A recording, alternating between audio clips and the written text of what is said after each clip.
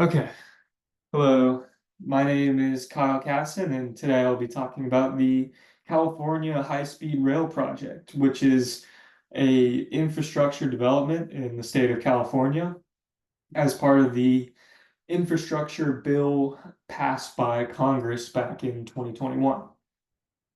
So I myself am a civil engineering major. I am going into my senior year, and right now over the summer, I'm doing an internship for a infrastructure consulting firm. So I find this stuff pretty interesting. So a couple things about the California high-speed rail that I found will be most effective in its method of transportation is that it will provide a more efficient and safe method. It'll connect the cities in California together and promote the economy. And then it will also mitigate any environmental impact um, that has already been created by mechanical forms of transportation. So this is what it looks like right here. As you can see, it stretches from Sacramento to all the way down to San Diego. It also skews out from San Francisco to LA. I don't know if you can see. Okay, there we go. Um, so here's a graph given by the California High-Speed Rail Authority. So as you can see, it already takes 6 to 8 hours to travel from San Francisco to Los Angeles. So with the new high-speed rail, it will greatly reduce the travel time, which is advantageous to everyone. It's a new cheap method of travel as opposed to taking a plane. And you can get there in a fast amount of time, and that's supported by the new civilengineer.com, who stated in their article that the California high-speed rail will reach speeds up to 220 miles per hour.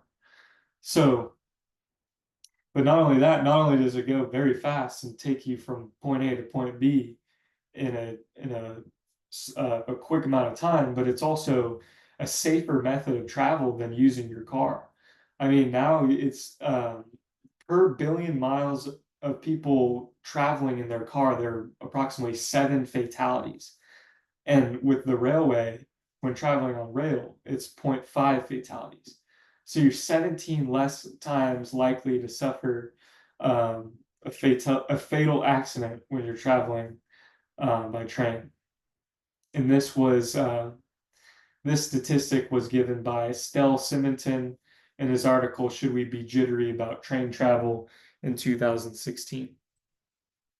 So here's a graph that basically talks about the economic growth that has already been created by the rail. So there's been 13,000 jobs created, and they expect that the state of California expects that there will actually be 450,000 jobs created from this rail. And the way this will happen can be predicted by other countries already with high-speed rails. In the study by David Levinson, Economic Development Impacts of High-Speed Rails, he points out that smaller cities that exist along the high-speed rail of Japan have increased their commercial real estate value, property.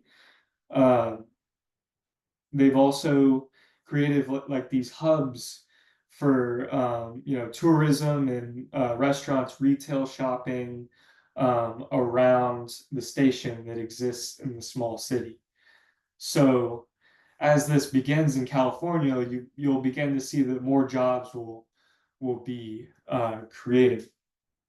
But not only that, I want to note that it's also the connectivity with the railways will also promote economic growth, because now businesses can travel to other cities and make more transactions. So that's another huge factor of it. And finally, the railway will be a sustainable solution, which is really big, and it'll operate entirely by solar energy.